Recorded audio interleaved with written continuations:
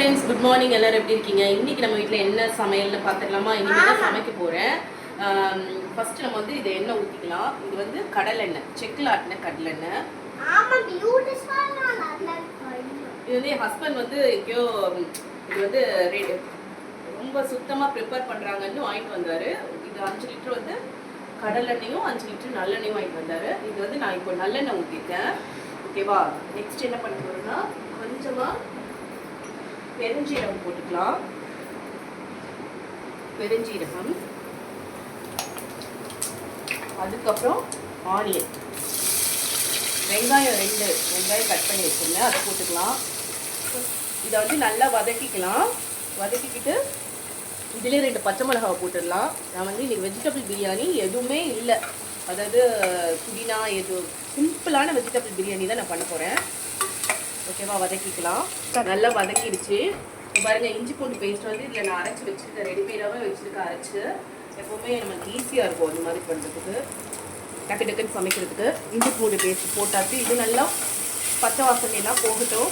Next தக்காளி போட்டுக்கலாம். சீக்கிரமாக தக்காளி இது பண்ணுறதுக்காக குக் பண்ணுறதுக்காக கொஞ்சம் மஞ்சள் போட்டாச்சு. இதில் பட்டர் பீன்ஸ் போடுறேன். இதுதான் பட்டர் பீன்ஸ், பார்த்துக்கோங்க. பட்டர் பீன்ஸ் பட்டாணி உரிச்சு வச்சுருக்கேன். நம்மளுக்கு தேவைப்படுற அளவுக்கு பட்டாணி இதில் போட்டுக்கலாம். கொஞ்சம் நிறையவே பட்டாணி போடலாம், ஏன்னா வந்து பசங்க இதில் போட்டால் நல்லா சாப்பிடுவாங்க. நெக்ஸ்ட்டு பொட்டேட்டோ கட் பண்ணி வச்சுருக்கேன், பொட்டேட்டோவும் போட்டுக்கலாம். அதாவது சிம்பிளான வெஜ் பிரியாணி தான். இதில் வந்து புதினா இல்லை, கொத்தமல்லி இல்லை, வீட்டில் சில காய்கறிலாம் இல்லாதப்ப இந்த மாதிரி பண்ணிக்க வேண்டியது தான். கேரட், பீன்ஸ் இதெல்லாம் கூட போடலாம். ஆனால் வந்து நம்ம வீட்டில் இப்போதைக்கு இல்லை, அதனால் இருக்கிறத வச்சு அட்ஜஸ்ட் பண்ணிக்கலாம். இதை நல்லா வதங்கட்டும். காய்கறி நல்லா வதங்கிடுச்சு. இதில் கொஞ்சம் தயிர் ஆட் பண்ணிக்கலாம். ஏன்னா நான் ஒரு தக்காளி தான் போட்டேன். கொஞ்சம் தயிர் ஆட் பண்ணால் கொஞ்சம் நல்லாயிருக்கும் பிரியாணிக்கு. இதுக்கு தேவையான அளவு உப்பு போட்டாச்சு. இதுக்கு தேவையான அளவு நம்ம தண்ணி ஊற்றிக்கலாம். நான் வந்து 1 டம்ளர் பாஸ்மதி ரைஸ் எடுத்திருக்கேன். இன்னும் கூட தண்ணி ஊற்றிக்கிறேன், ஏன்னா வந்து காய்கறி கொஞ்சம் வேகணும். 1.25 டம்ளர் தண்ணி ஊற்றிருக்கேன் இதில், ஏன்னா கொஞ்சம் காய்கறிலாம் இருக்குது. அது மாதிரி நான் வந்து சோயா சங்க்ஸ் போடுவேன்.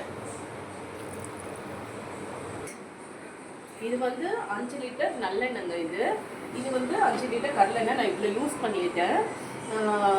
நான் கடையில் வாங்கி இது எண்ணெய் யூஸ் பண்ணுறதுக்கு செக்கில் ஆட்டி இது மாதிரி யூஸ் பண்ணால் ரொம்ப நல்லது. என் வீட்டுக்காரர் எங்கே தான் உங்கள் ஃப்ரெண்டு சொன்னாங்கன்னு இதை வாங்கிட்டு வந்தார். நல்லா இருக்குது இந்த எண்ணெய். இப்போ வந்து கொஞ்சம் கொதிச்சிடுச்சு. அப்போ வந்து நம்ம சோயா சங்க்ஸ் போட்டுக்கலாம். கொஞ்சம் வந்து சிக்கன் மாதிரி இருக்கும். பசங்களுக்கு நான்வெஜ் சாப்பிட்டே பழகிட்டாங்க.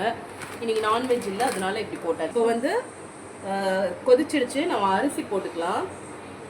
இதுக்கு தேவையான மசாலாவையும் நான் ஆட் பண்ணிட்டேன். நான் முன்னாடியே ஆட் பண்ணியிருக்கணும், கொஞ்சம் மறந்துட்டேன். ஃபோன் வந்துச்சு, அதில் மறந்துட்டேன். சரி, ஓகே, இதை மிக்ஸ் பண்ணிக்கலாம். இப்போ வந்து இது பாஸ்மதி ரைஸ் வந்து நல்லா தண்ணியை ஃபில்டர் பண்ணி வச்சுருக்கேன். ஏன்னா நம்ம வந்து ஆல்ரெடி ஊற வச்சாச்சு, அதனால ஃபில்டர் பண்ணி வச்சுட்டேன். இப்போ இதில் ஆட் பண்ணிக்கலாம். இந்த சோயா சங்க்ஸை இந்த பவுலில் வந்து நம்ம ஃபில் பண்ணிக்கலாம். அப்படியே வைக்கக்கூடாது.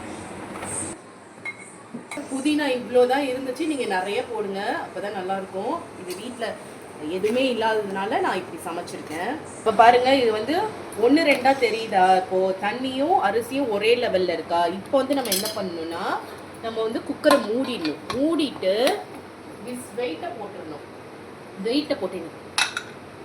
வெயிட்டை போட்டு சிம்மில் வச்சிடணும். இப்போ வந்து நம்ம வந்து குக்கர் மூடி போட்டுட்டு சிம்மில் அடுப்பு வச்சுட்டு ஒரு 10 மினிட்ஸில் ஆஃப் பண்ணிவிடுங்க. அதுக்குள்ளே ரெடி ஆகிடும். நம்ம 10 மினிட்ஸ் கழிச்சு பார்க்கலாம். பிரியாணி ரெடி ஆயிடுச்சா?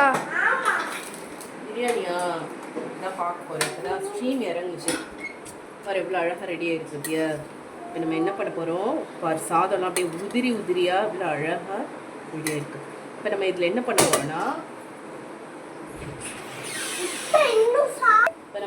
பண்ண போகிறோன்னா, கொஞ்சமாக இதில் வந்து நெய் விட்டுக்கலாம். ஓகேவா? நெய் விட்டோம்னா பிரியாணியோட ஃப்ளேவர் வந்து இன்னும் சூப்பராக இருக்கும். நல்லா மிக்ஸ் பண்ணி போதும், இல்லைன்னா ரொம்ப திரட்டிடும். ஓகேவா?